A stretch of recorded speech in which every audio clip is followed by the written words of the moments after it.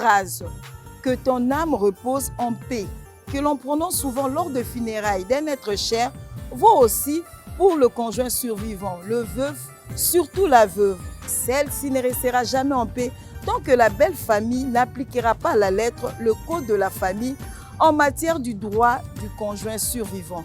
Qui est-il? Pourquoi doit-il bénéficier des biens laissés par le conjoint décédé? Quelle est sa part? Une femme qui n'est pas mariée officiellement peut-elle bénéficier des biens laissés par une personne décédée? La veuve peut-elle être chassée du lieu où elle habitait avec son défunt mari? À quel moment la veuve perd-elle son droit d'usufruit? Suivez les réponses.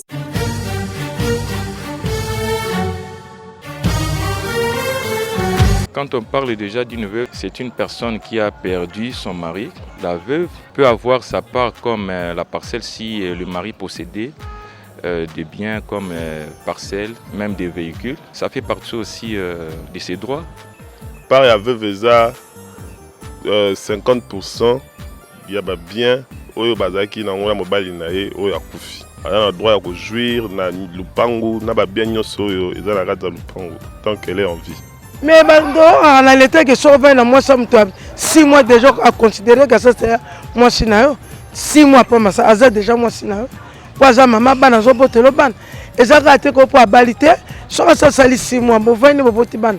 Aza mama bana moi sinayo. Aza na droit de pour aza concubine. Kaka moi ceux ba memaki na commune babala ke légalement dans la droit ya ko bénéficier na biloko ya mobali ne akufi. Quand on se bat dans la vie, la lutte c'est la femme et son mari.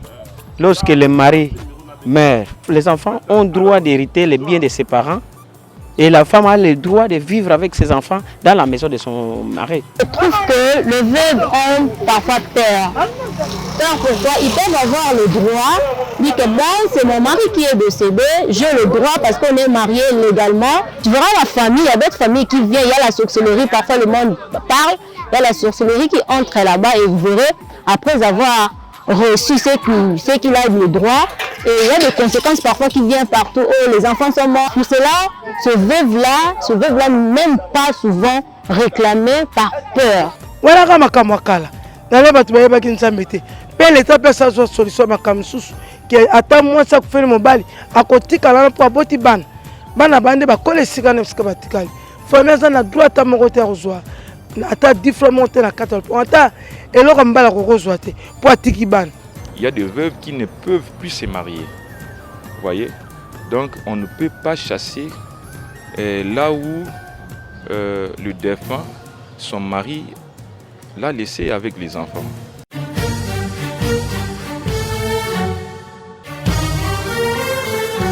Qui est un conjoint survivant? Comment s'est fait la liquidation du régime matrimonial après la mort d'un conjoint? C'est quoi la succession? Pourquoi organise-t-on la succession seulement quand un homme meurt et non une femme? Comment s'opère le partage des biens? Et quelle est la part du conjoint survivant? À quel moment le conjoint survivant, la veuve, perd-elle son droit d'usufruit? Lorsque la succession comporte une seule maison, à qui revient-elle? Et enfin, quand le conjoint survivant, veuf ou veuve, est lésé, où doit-il se plaindre? L'expert nous éclaire.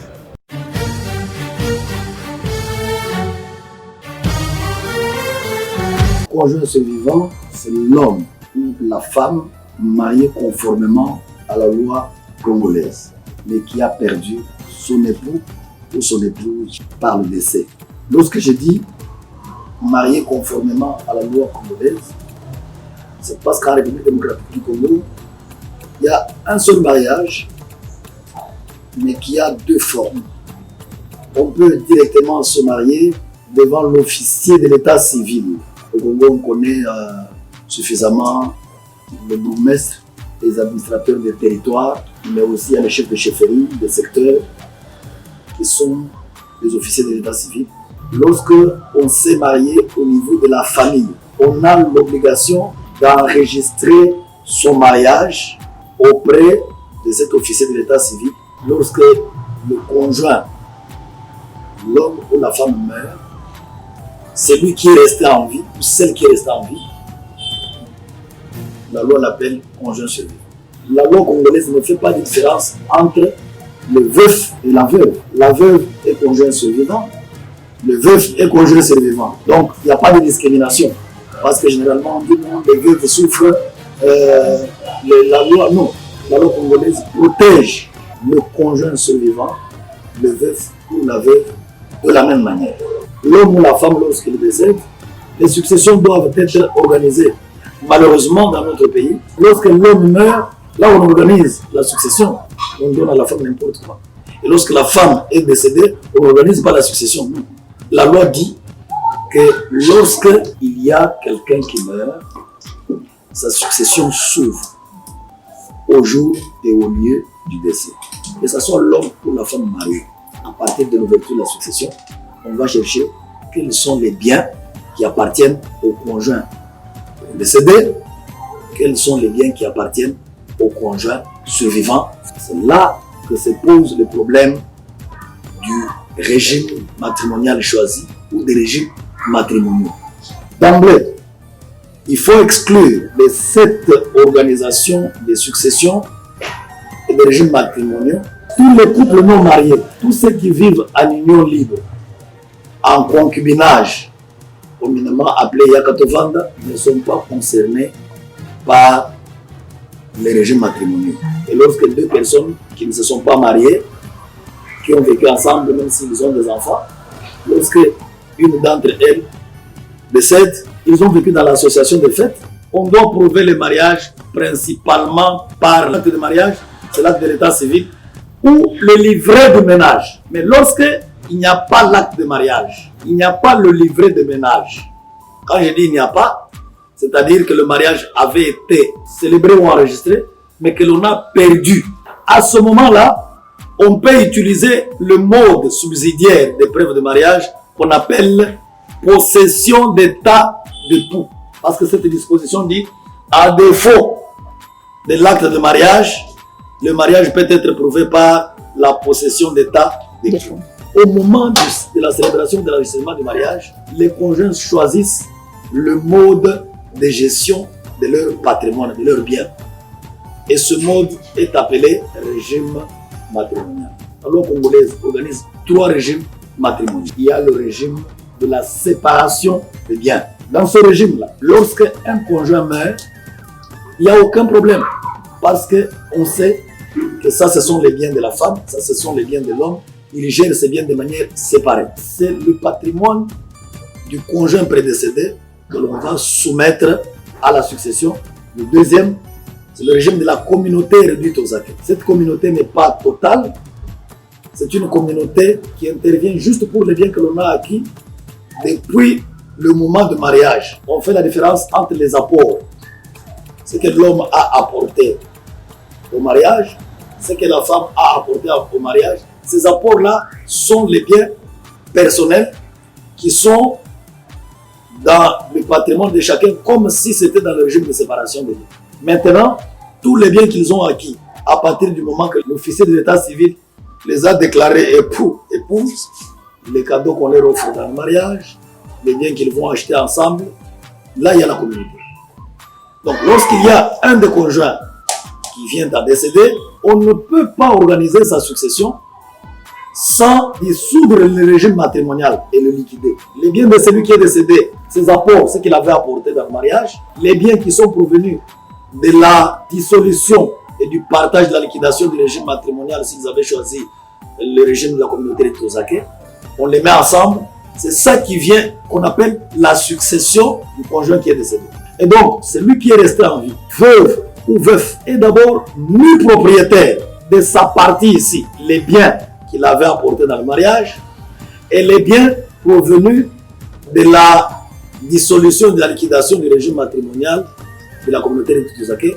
On rassemble, ça devient ses biens. Le troisième régime, qui est le régime de la communauté universelle. Dans ce régime, lorsque l'homme et la femme se marient, ils mélangent leur cœur et leurs biens. Les biens acquis avant le mariage et les biens acquis pendant le mariage, tout appartient aux deux conjoints. La veuve là, selon le régime matrimonial choisi, elle est déjà propriétaire, le veuf est propriétaire de la moitié du patrimoine en régime de la communauté universelle, de la moitié dans la communauté réduite aux acquis, elle y ajoute ses apports, et dans le régime de séparation, elle a son patrimoine.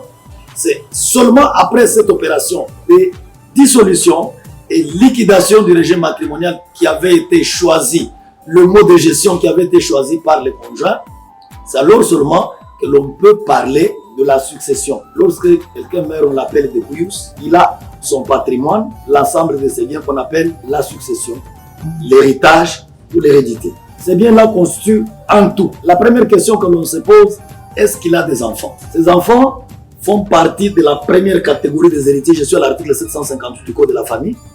La première catégorie. Et alors, les 3/4 de l'ensemble de ces biens sont dévolus exclusivement aux héritiers de la première catégorie que sont les enfants nés dans le mariage, les enfants qui sont nés hors mariage mais affiliés de leur géniteur qui est décédé, et les enfants adoptés. Alors il se pose le problème, les 1/4 qui restent ici, qui vient à la succession? C'est là qu'on trouve la deuxième catégorie des héritiers. Il y a 3 groupes dans cette deuxième catégorie. Le premier groupe, c'est le conjoint survivant. Il est à lui tout seul ou à elle seule, la veuve ou le veuf, un groupe. Le deuxième groupe, c'est le père et la mère de celui qui est décédé. Le troisième groupe, ce sont les frères et les sœurs de celui ou celle qui est décédé.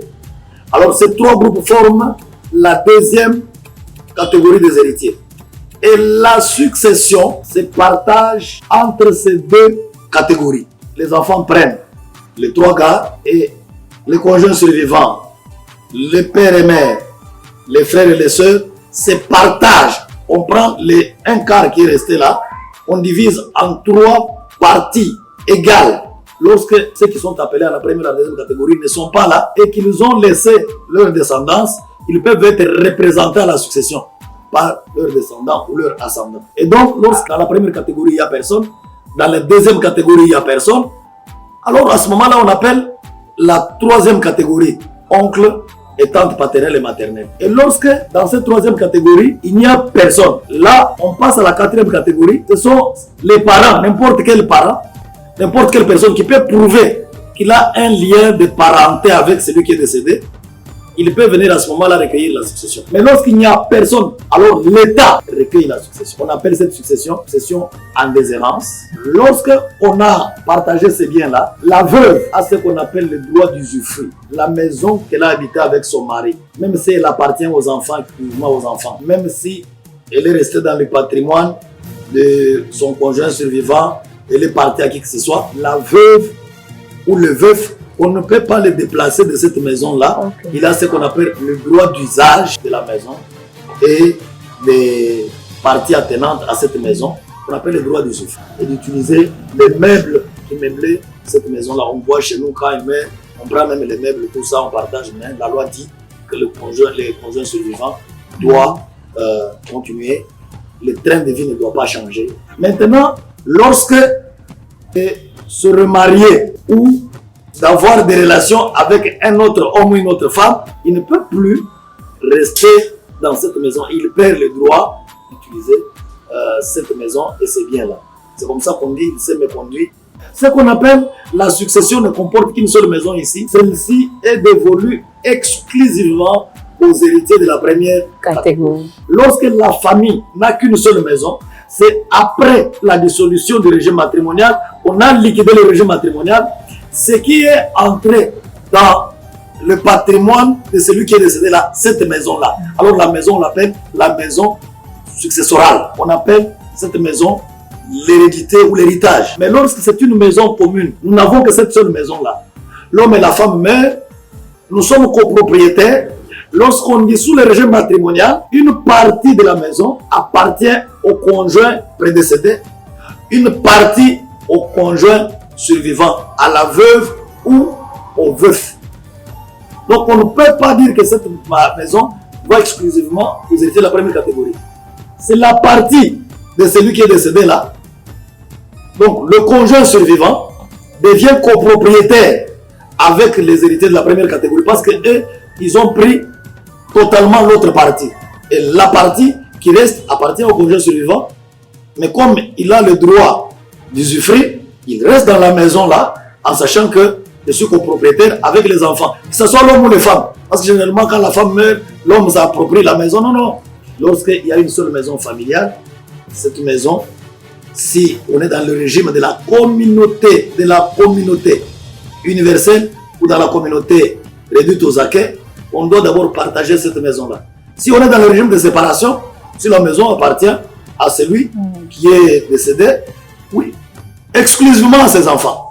Mais le conjoint survivant garde toujours le droit d'usufruire, d'utiliser cette maison-là, de continuer à habiter cette maison. Le conjoint survivant, comme tout Congolais, lorsque ses droits sont violés, il doit saisir le tribunal. Et le tribunal, c'est le tribunal de grande instance, parce qu'aujourd'hui, il n'y a plus de petites successions. Le conjoint survivant, c'est le grand bénéficiaire. Ils peuvent faire des sacrifices. Ils ne font qu'à deux. Et lorsque l'un d'entre eux meurt, non, les frères et sœurs, les oncles et tantes, qui étaient en train de jouir de leur propre bien, ils viennent dire non, non, la veuve ici n'a pas droit à ça. C'est une folie.